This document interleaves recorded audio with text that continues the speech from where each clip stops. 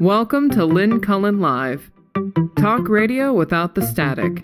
Email your questions and comments to lynncullenshow@gmail.com. And now your host, Lynn Cullen. And good morning to you. It's October 10th, and it's a Tuesday, so I'm thinking Susan should be on the line. Hello. Hello, I'm here. Oh, good. Hi. Hi. Hi.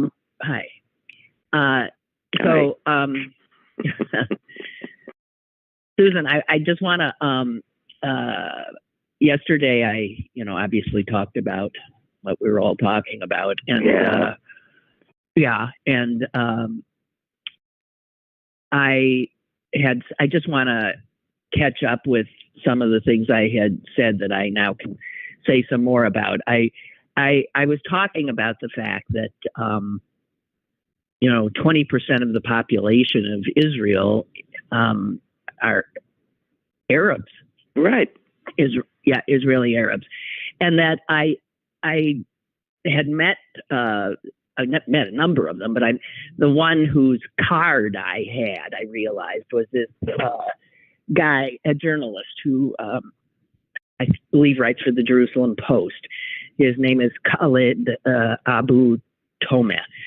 And I had heard him speak when I was in Jerusalem, and he blew my mind because he is so critical of how the rest of the world views Palestine and Israel.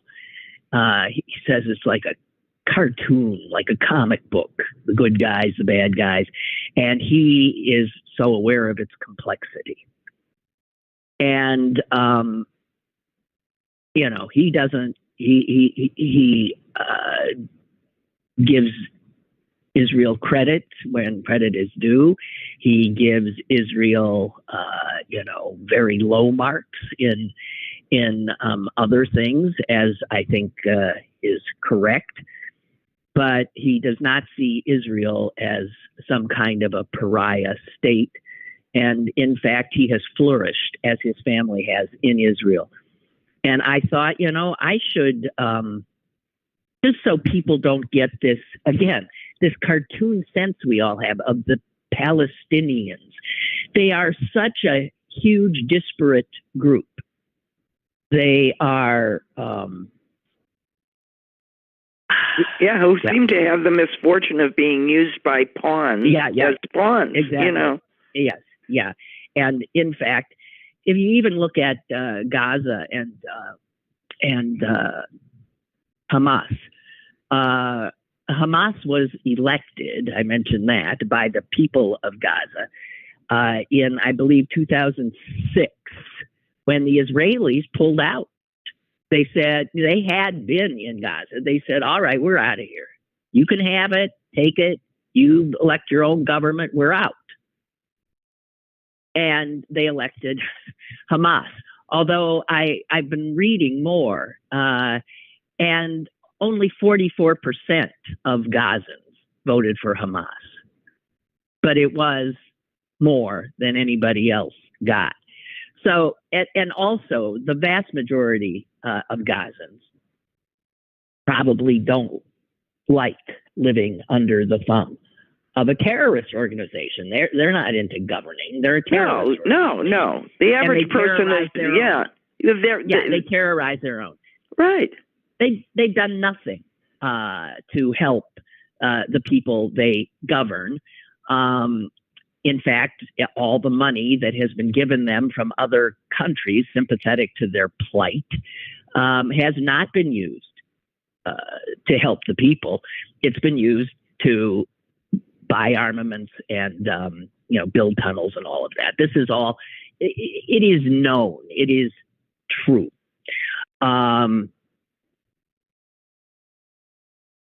I got off what I was going to say. You were talking about this journalist, yeah. Yeah, so I tried to contact him yesterday.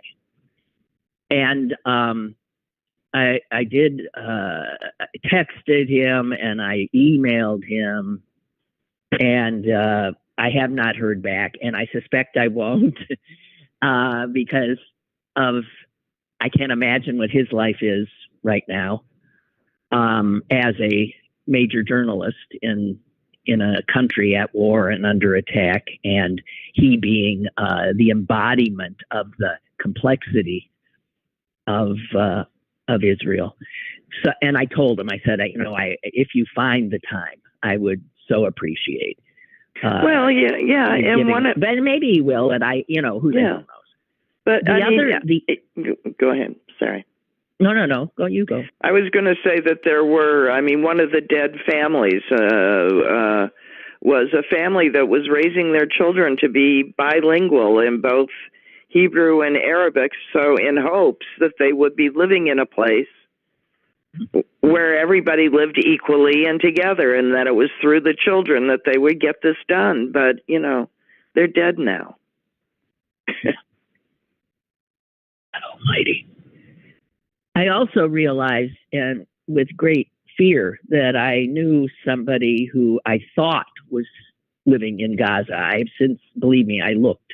I didn't know that he has managed to leave Gaza and is living in Canada. And I talked, and this is a Palestinian. He was born in a refugee camp in Gaza. His name is Dr. Izzeldin Abu Lesh. He is a doctor. He was, in fact, the first Palestinian doctor who regularly crossed the border into Israel to work in Israeli hospitals. And I interviewed him many, many years ago. And I was told the audience yesterday that it was the first time, I think, that I literally broke down in an interview. I just lost it. I was like sobbing. His story will rip your heart out. This is a guy living in Gaza, a doctor. As I said, born, raised in a refugee camp, Palestinian. And yet, again, this idea that there's no getting out. He was educated in the camp. He managed to get a scholarship to go to college in Egypt. Then he ends up in Israel, further schooling, and in England, and he ends up at Harvard, and he ends up as this doctor. But he returns to Gaza, his home, to live. And after Hamas takes over, they start what they do. They start incursions into Israel, and Israel hits back. And in one of the times Israel hit back, his home was hit. He lost all three of his daughters. God. His three young daughters were killed by Israeli rockets sent to Gaza in retaliation for whatever Hamas had done. Can you imagine? This is why the reason I broke down so much is that this guy has no hate. He's written a book, in fact, if you want to learn more about him, it's called I Shall Not Hate. And he continued to work. He continues, his life work now is to bring peace. He knows that what Hamas is doing is not going to result in anything but more dead children on both sides. And he knows in his heart the only way is through compromise and talk and all of that.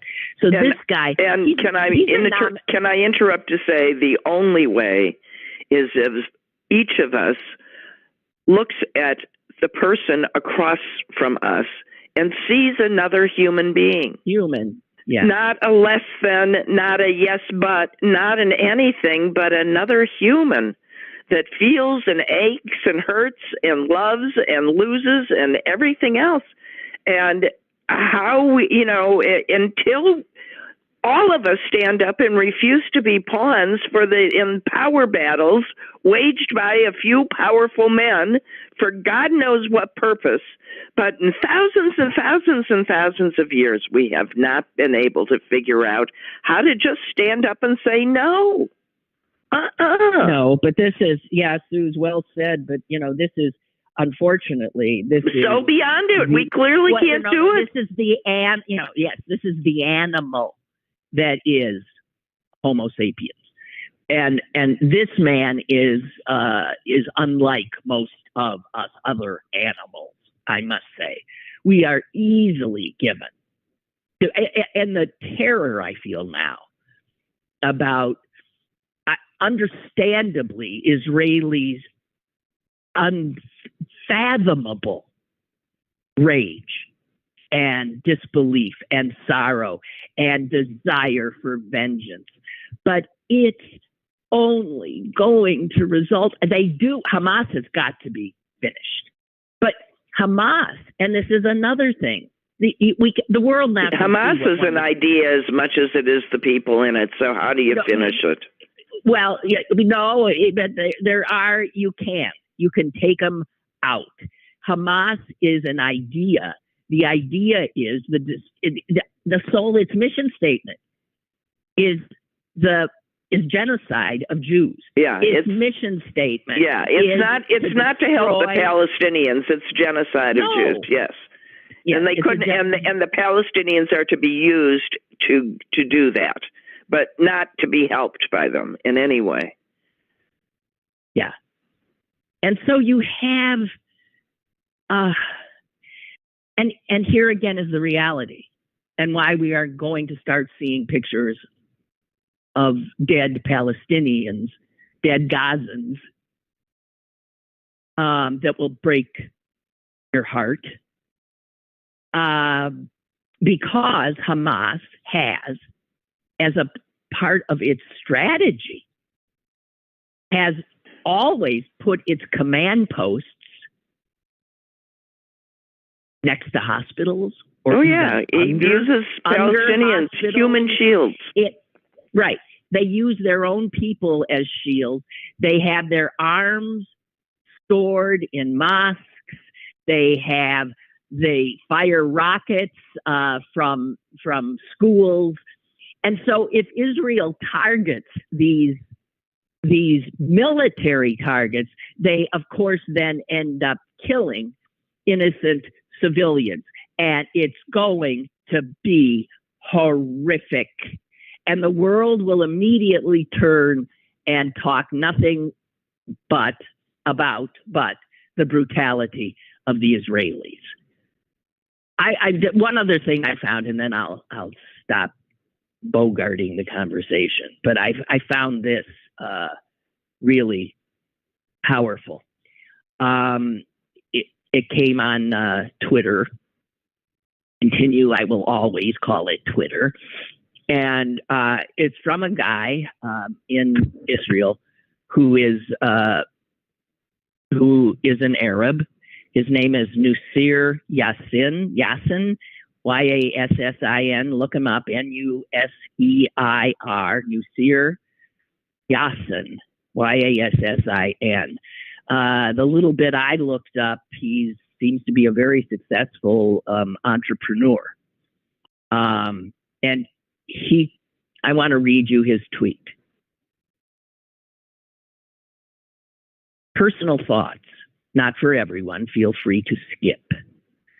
For the longest time, I struggled with my identity. A Palestinian kid born inside Israel. Like, what the fuck? Many of my friends refuse to this day to say the word Israel and call themselves Palestinian only. But since I was 12 years old, that did not make sense to me. So I decided to mix the two and say that I was a Palestinian Israeli. I thought this term reflected best who I was. Palestinian first, Israeli second. But after recent events, I started to think and think and think. And then my thoughts turned to anger. I realized that if Israel were invaded like this again, I would not be safe. My family would not be safe. To a terrorist invading Israel, he's an Israeli. Yeah, that's right. All Israeli citizens are targeted. And in fact, 900 of us have died so far. He says 900 Israelis. More than 40 of them, in fact, are Arabs that have died at the hands of the Hamas terrorists. Arabs killed by other Arabs. And he said, and I sure do not want to live under a Palestinian government, which means I only have one home, even if I'm not Jewish. Israel. That's where all my family lives. That's where I grew up. That's the country I want to see continue to exist so I can exist. Palestine should exist too as an independent state. And I hope to see the country thrive and become less extreme and more prosperous. I love Palestine and have invested in Palestine, but it's not my home. So from today forward, I will view myself as an Israeli Palestinian. Israeli first, Palestinian second. Sometimes it takes a shock like this to see things clearly. That's one Israeli Palestinian's thoughts, just saying. And I would not doubt that Khaled Abu Tomer, the other, and I would say the same. I'm just trying to get through to the people who we've been, what the journalist I met would say is we in this country have been so ill-served by our media in the reporting of the Middle East. Well, because it's complicated, and media doesn't do complicated. Yeah, yeah, that's true. They don't do complicated, and it's so complicated the head spins. What makes me sad? Yeah, there are all these people that have been working so hard for so many years that we know that have gone about creating peace. Not thinking that it was some highfalutin ivory tower sort of thing, but have taken active steps to do that which one must do in order to create peace. And they've worked so hard at it. And then what do we have? We have these group of powerful people at the very top for whom peace does not serve. Peace is not the objective. It does not serve, and there have been all these people trying to help the people who you've just been talking about, the actual people that live in these places that feel and breathe and all the things that we do, and that have no control over this situation because it serves the powers to keep them at each other's throats. And just to get at the what's going on here part, I truly feel that this is the same thing. We were coming up to a moment where all of these things were really happening. The political mood in the United States was one that we all agreed that, there are people, good people on all sides here. We've got to find a solution that raises everybody up. And we were all coming to that thought. And now we're back where we began. Now there's no hope for that. So I can't do anything but believe that was the main purpose. To make sure the main that purpose. Well, I think that there is the timing of it. A lot of people have said it's quite obvious that there was a great deal of concern on the part of Iran, who are the number one mentors of Hamas, that the United States, talking to Saudi Arabia and other of the states, the Arab states, and coming to terms with them.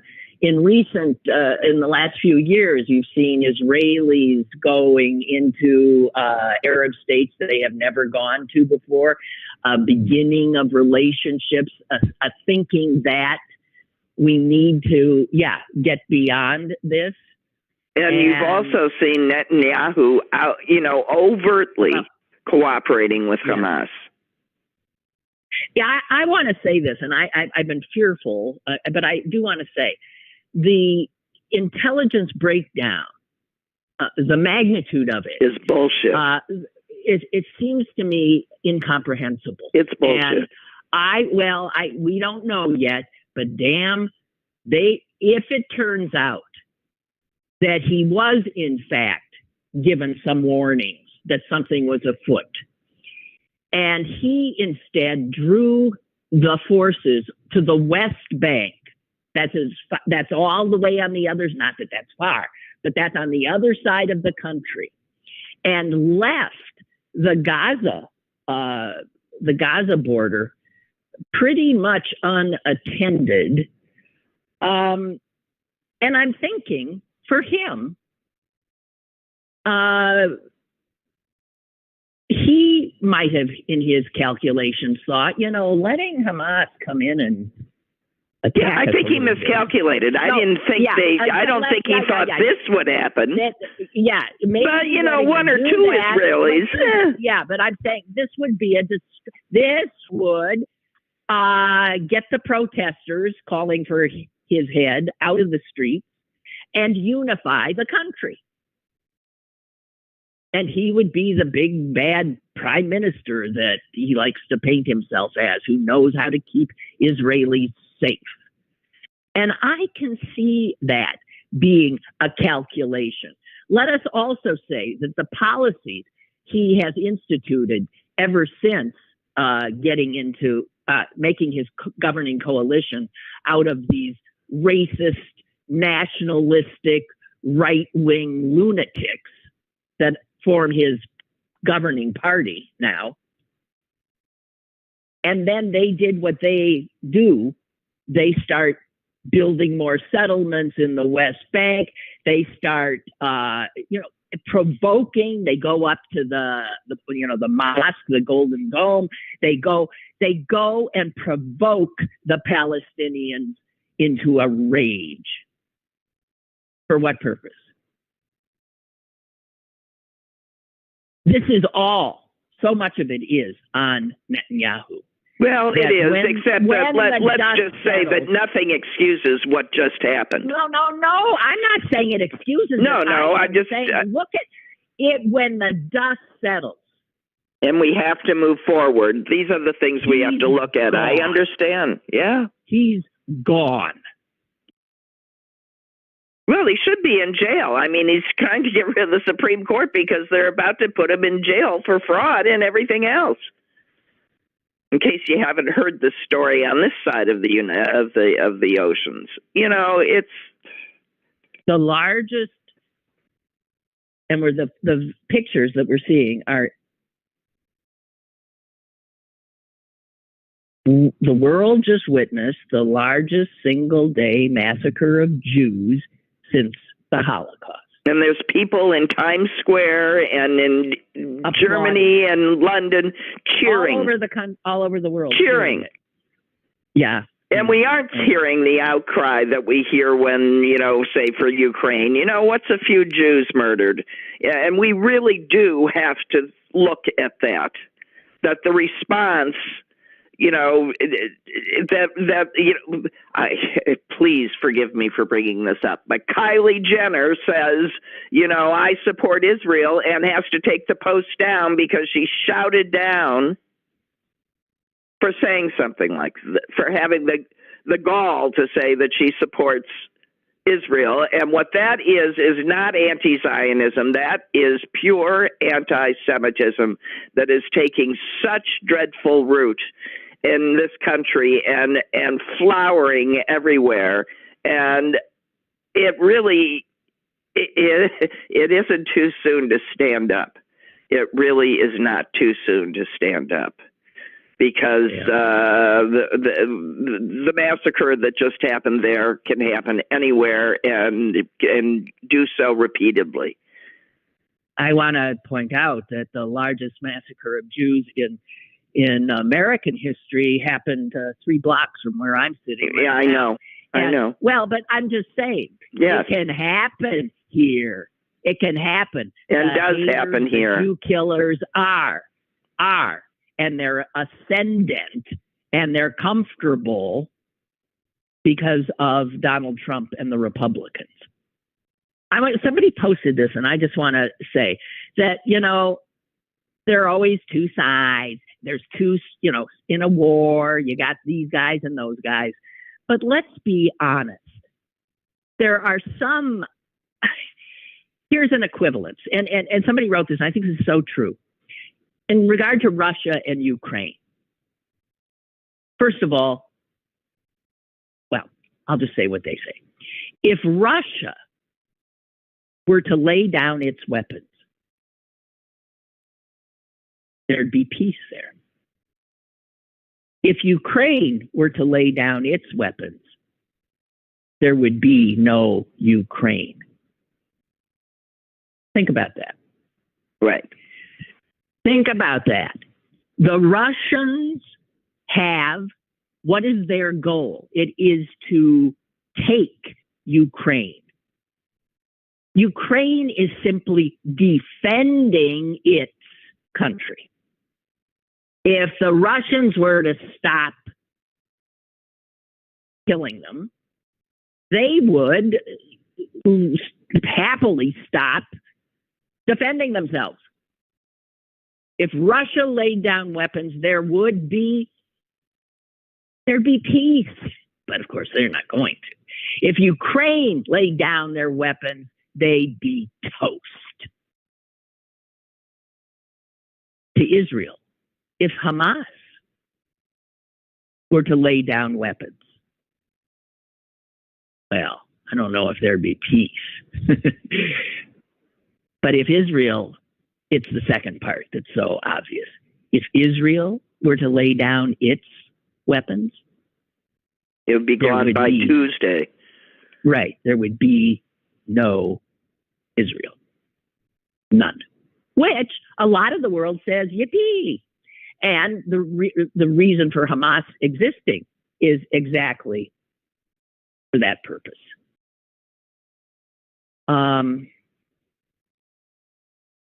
Incredible. I saw a report. It was from one of the settlements that were overrun. And I had not seen some of these pictures. They're not showing us. Well, they're beginning to show it. They're showing plenty. And I happened to be watching CNN yesterday, and Jake Tapper was interviewing one of the White House people. I didn't get the guy's name. And Tapper said, we are seeing pictures, the likes of which he says, I cannot recall ever seeing anything so horrific and brutal. And how is that? And he posed a question to this guy, and the guy didn't answer. And I was sort of listening but not watching. And it made me look, because I heard the guy make a sound. I thought, did he laugh? And I looked, and the guy had turned his head away from the camera and was desperately trying to gain control of himself. And he was crying? He was, yes. Okay. He lost it. And he finally gets himself together. He turns back. He says, I'm sorry. I'm so sorry. And of course, Tapper said there is nothing to apologize for. No, but they're beheading babies in front of their parents. Beheading babies. They're setting women in wheelchairs on fire. Alive. I know. They're raping women and parading them through the streets with blood falling out of their crotches because they've been so brutalized. I mean, I'm not sleeping at night because I'm thinking about these people. I'm thinking about what they're doing to the children that they are holding captive. And I think we do need to think about these things. We do need to understand the horror of what they're doing so that when there's people cheering in Times Square for what's happening right now, we recognize it for the threat that it is. And I'm just trying to convince anybody who's still listening to this horror that we are being threatened quite deliberately by those crowds. We are being threatened. Yeah. Oh, God. Yeah, I'm thinking of going over to the family shooting center and practicing my skills. Yeah. And I've been adamant Susan, about that. I was thinking of asking Bob Pine if he'd come on the show. Oh, you ought to. Yeah.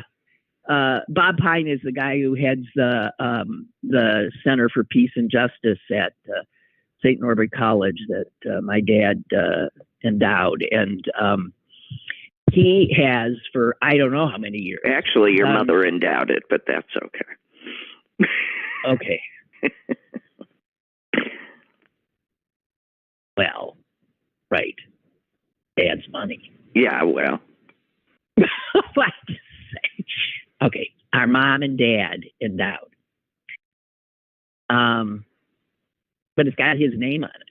Well, yes. But okay. But I'm just saying. Okay, it doesn't matter. Okay. So anyway, this Bob Pine has taken disparate groups over to Israel and the West Bank year after year after year. And he knows so many people over there on both sides of the equation. And I'm sure he must be just beside. Yeah, well, I've been in contact with him. He's a wreck. I'm sure. I think he would be wonderful to talk to. I'd like to pick his brain. Yes, but he's one of the people that I was just talking about earlier. Working toward peace. That was actually working towards peace. This is a man that thinks that in order that you can't just talk about it, you have to take active steps to make it happen. And he was doing so. You know, it takes a great deal of courage to try to be a peacemaker amidst all the hate, and it's not.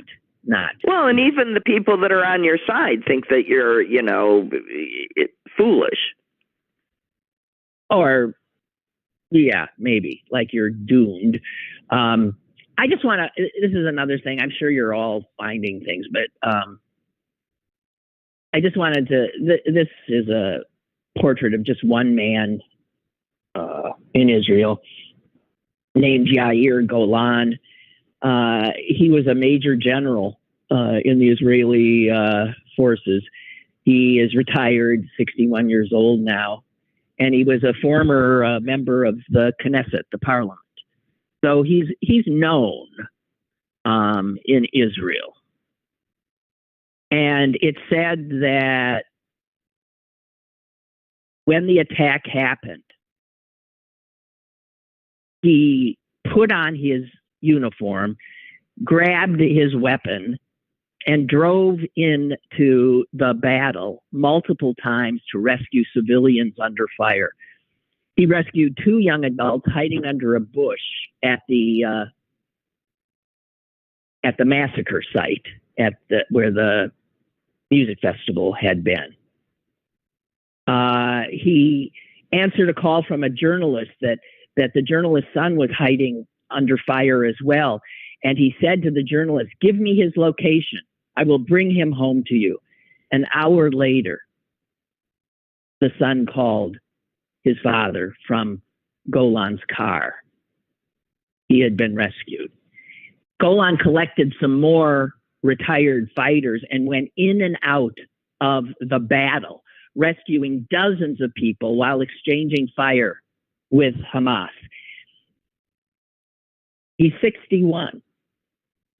Well, there's another story like that. Wait. I just wanted to say, he is also one of the strongest voices on the Israeli left. And he was constantly attacked by the right wing in Israel. He was in the streets calling for Netanyahu's head. But as soon as the country's attacked, he was one of the first fighting the attackers. And the guy just says this at the end: the same brain wiring that supports peace, as in this man, is often the same wiring that drives people to do the right thing, which is grab your gun and go rescue people. Right. There is a grandfather of a retired some sort of officer in the Israeli army, and got a call from his grandson. Same thing. I'm being attacked, and he and his wife grabbed their guns. He said, "Grandpa's on the way," and he and his wife got in the car, drove there, joined. The army was already there, joined in the gun battle, and won that particular battle. And and then he went searching for his family and found them all safely. And he opened the door and he heard his little grandson saying, "I knew Grandpa would save us." He said, "I'll never forget those words." God Almighty. I just find this, I haven't slept. I just can't. Every time I sleep, I start thinking about individual people. I know. God Almighty, those poor kids. Oh, dear God. Did you see the video of this little boy? Yeah, saying I'm too young to take. And they had this guy, had him by the hand and was taking him. A little boy.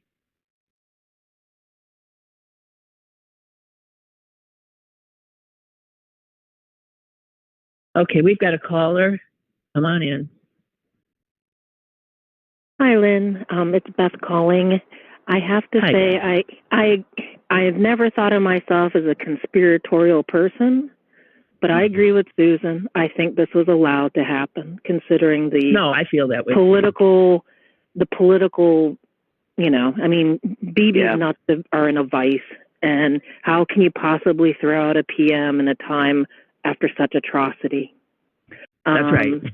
And just the fact wartime presidents and prime ministers are, never thrown out while there's this kind of thing going on. So it buys him time.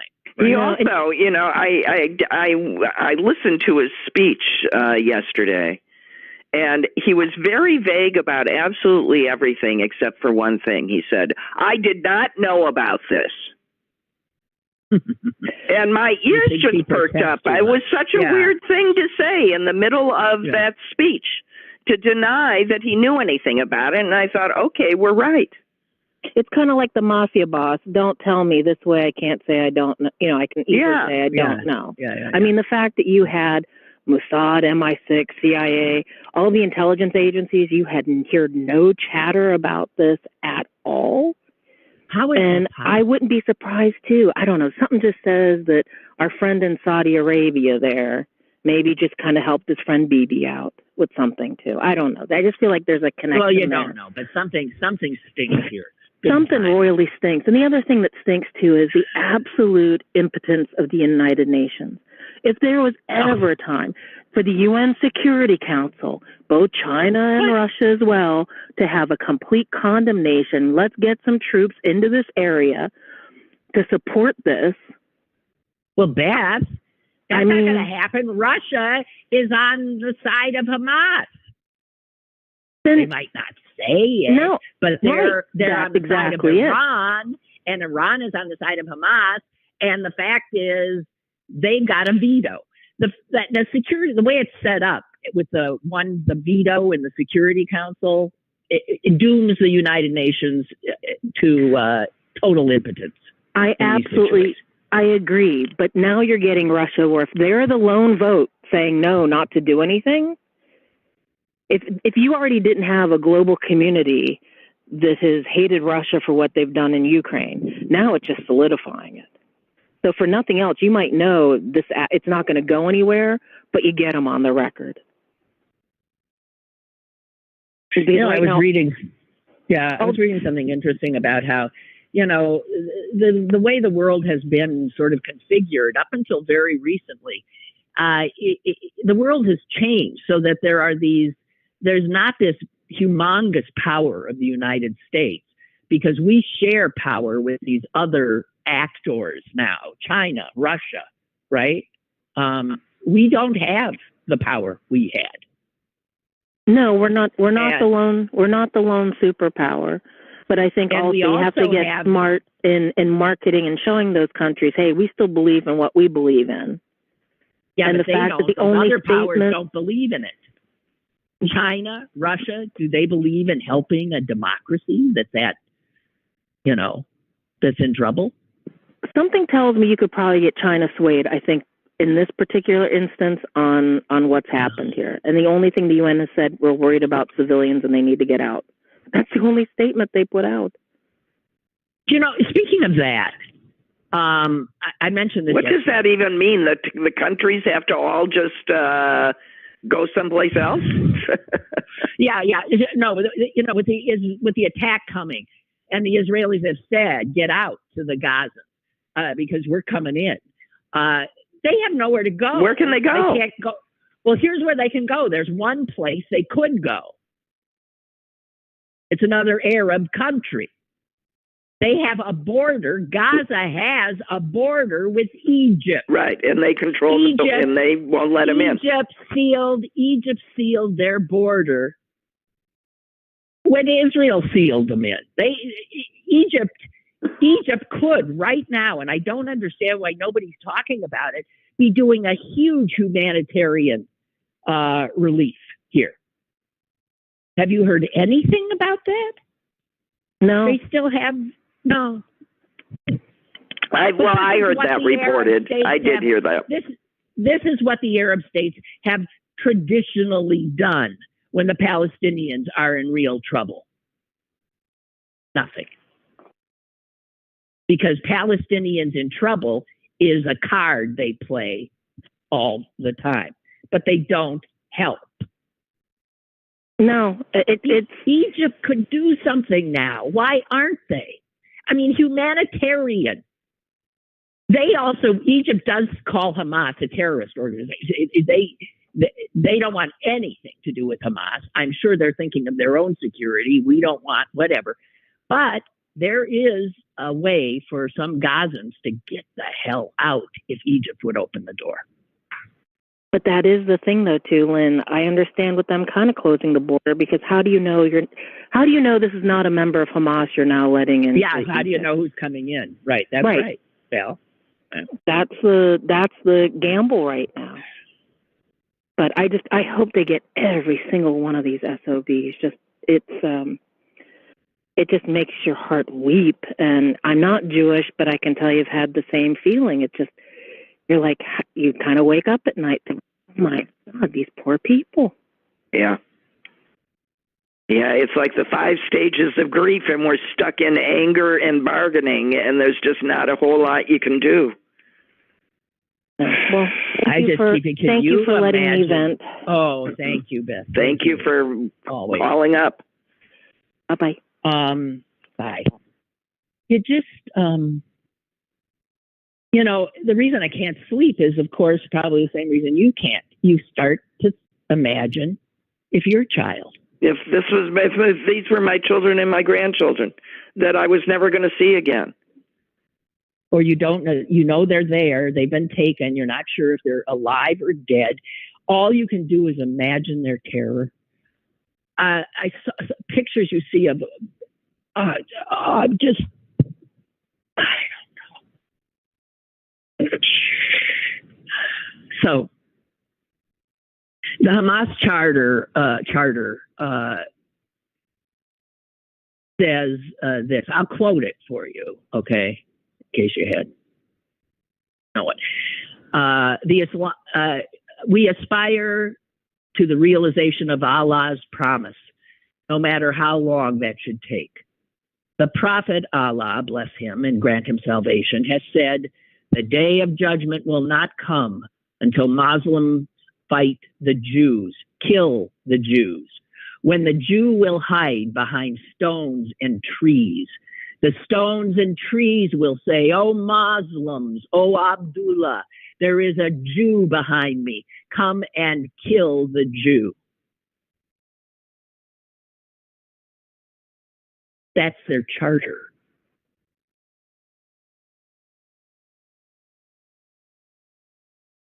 A mission statement. And here's the other thing.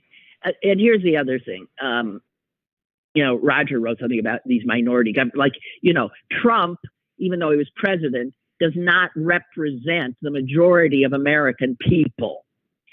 And Hamas, and this is what breaks my heart, does not in any way support the people that it purportedly is governing. They don't give a damn. Gazans, even Human Rights Watch, right? The lefty crowd, Human Rights Watch, has chronicled what it calls systemic abuse on the part of Hamas toward its people in Gaza. You don't read about that. You always read when they say something about Israel's done it. Hamas, too. 53% of Gazans agree that Hamas should stop calling for Israel's destruction, according to a recent poll. Who knows who took that? But they do not represent the Palestinians. And in fact, another thing is Palestinians as a people are far more kind of cosmopolitan and secular. They're not necessarily Islamists.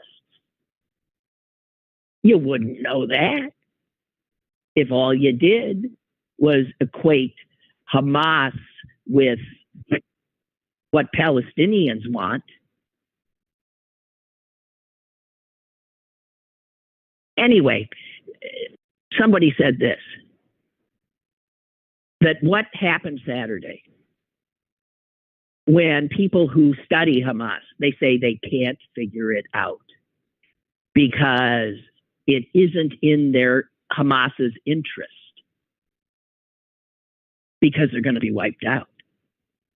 And this one guy who studied them forever, and it defies my 20 years of understanding how they operate. And here's somebody else writing in The Atlantic. This victory for Hamas will prove Pyrrhic. In fact, Hamas itself might have been surprised by the extent of its success. Sort of like the 9/11 crowd couldn't believe it when those towers came down, I bet.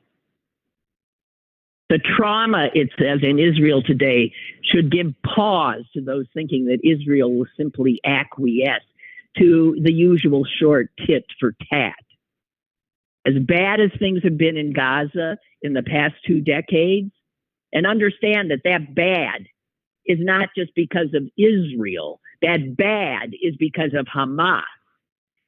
As bad as it's been, and it's been terrible, the coming weeks could prove much worse.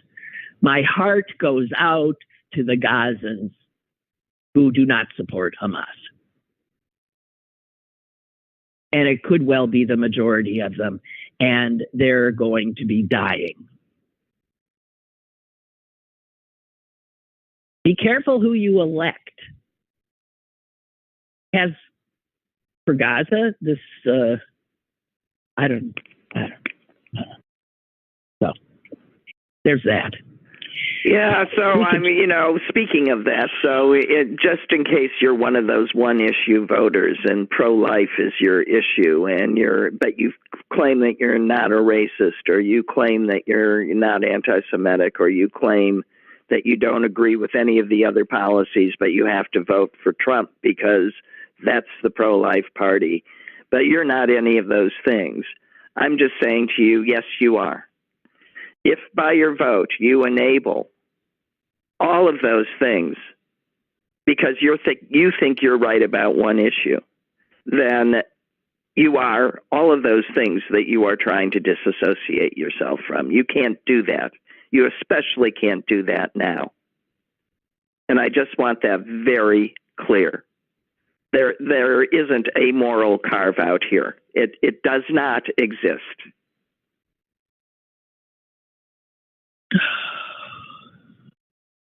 Well, RFK Jr. is running. Oh, geez. The only good thing about that is I think he might draw more people from Trump than he draws from. Well, you know what? What's interesting about that, Susan, is the Republicans think so too. Yeah. Initially, all the Democrats were freaked about it, and now the polling shows that the people who are likely to be drawn away to him are the same nitwits, of course. Are the people that I was just talking about that think that they can do a moral carve-out. Yes. Right. And so it's the Republicans who are now freaking and going after him. And they're going after him. And I'm assuming you saw the statement put out by his siblings. Yes, I did. And it says, I'll read it. It says, Bobby might share the same name as our father, but he does not share the same values, vision, or judgment. Today's announcement is deeply saddening for us. We denounce his candidacy and believe it to be perilous for our country. Those are his siblings. Right. Well, narcissism is a condition such that you can't see that everything that you're doing results from your narcissism. Right. And that's clearly what's happening with him. Yeah. We could finish on an obit. Oh, good. Let's finish on an obit. Of a great man who I didn't know about. His name is Charles Feeney. He was born poor, and let me see what I can. I mean, it's such an incredible story, but I don't want to go on and on. Okay, so he served 4 years in the Air Force. He was 92 when he died. He went to Cornell School of Hotel Administration and graduated in 1956. And then he, with a friend from Cornell, formed a partnership to sell duty-free stuff at airports to American servicemen on their way back to the States. This was the beginning of those duty-free shops, which I've never understood. You see in airports, duty-free shops at international airports. That was him. And he built that into huge. I mean, he's a billionaire. And he's living the high life. He marries this French woman in 1959. They have 5 children. He had 7 homes all over the world. Huge palaces and stuff. He was living, the high life. He had homes in London, Paris, Honolulu, San Francisco, Aspen, and the French Riviera, and New York. And then all of a sudden, he felt empty. He had everything that you dream of if I ever get rich. and here's how I'm going to live. And when asked later what happened, he said, I started to think, how much is rich, beyond all expectations, beyond all deserving, so to speak? I just reached the conclusion that money, buying boats and all the trimmings, didn't appeal to me. So he just flat out reversed his lifestyle. His marriage didn't survive this. No. Well, she didn't wake up that way. No. He didn't quibble with the wife at all. He said, take all the houses. He gave her all those houses. He starts flying economy class. He buys his clothes off the rack. He doesn't go to fancy restaurants. He sold his limos. He takes subways. And he resolved to give all his money away before he died.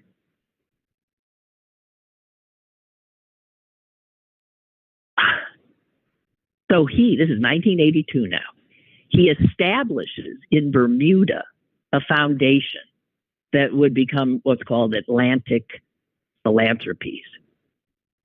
He transferred into that most of his wealth. Now you would think, why did he do it in Bermuda? Is he trying to not, you know what? By doing it in Bermuda, he didn't have to disclose it, because the other thing he did, which is so unbelievable, is he never wanted to be known as a benefactor to anybody or anything. He wanted to be truly anonymous. The only way to do that was not to do this in the U.S., but to do it in Bermuda. And also by doing it in Bermuda and not the U.S., it meant that every time he gave money to charities, he was not getting a tax deduction. That's right. The tax break that our government gives to rich people who want to be charitable. He moved into an apartment and he lived there till his last days, a 2-bedroom apartment in San Francisco. And it's believed that he gave away, nobody knows, because it's believed he gave away, I don't know. Billions. Oh yeah, absolutely billions. And it says here that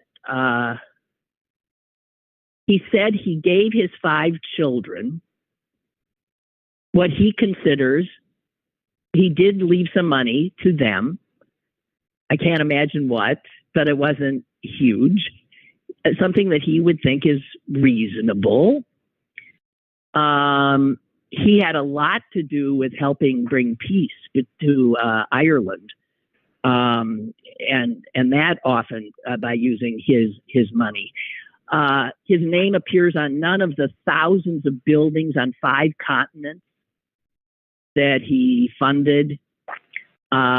All the grants to institutions and individuals were paid by cashier's checks to conceal the source. He's the original millionaire. Remember that television show? Yeah, where they give right. So I have to say that is a pretty remarkable human being. It says what is known as he funded public health facilities in Vietnam, AIDS clinics in South Africa, Operation Smile, surgeries for children with cleft lips and palates, a medical campus for the University of California, earthquake relief in Haiti, $300 million for something in New York City.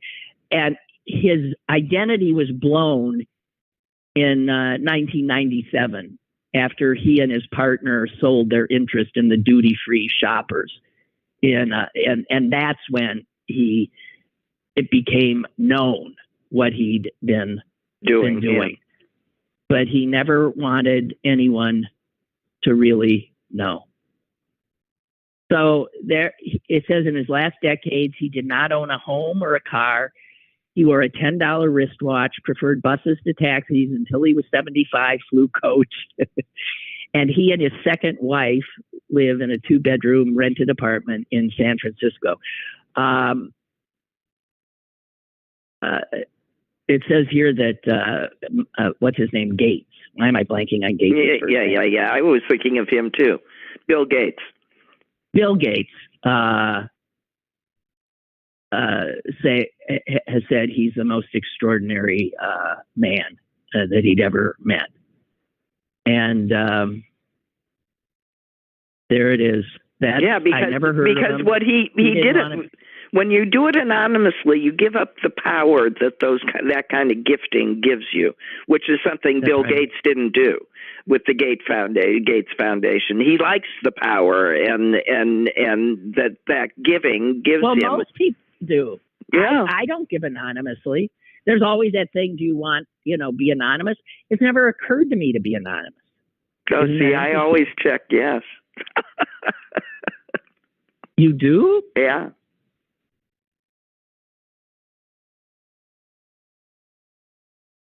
Yeah, unless there's a reason, unless I want people to follow my lead. I generally prefer that people don't know that where I'm putting my charitable dollars. I don't know. Nobody's business. Yeah, Gates said Chuck Feeney is a remarkable role model and the ultimate example of giving while living. Yeah. Anyway, Charles Feeney, at the age of 92, he gave it all away. Good for him. God bless him. God bless him. Okay, so they're good humans too. Okay. Anyway, we went over. Suze. Okay. Bye. Bye. Bye.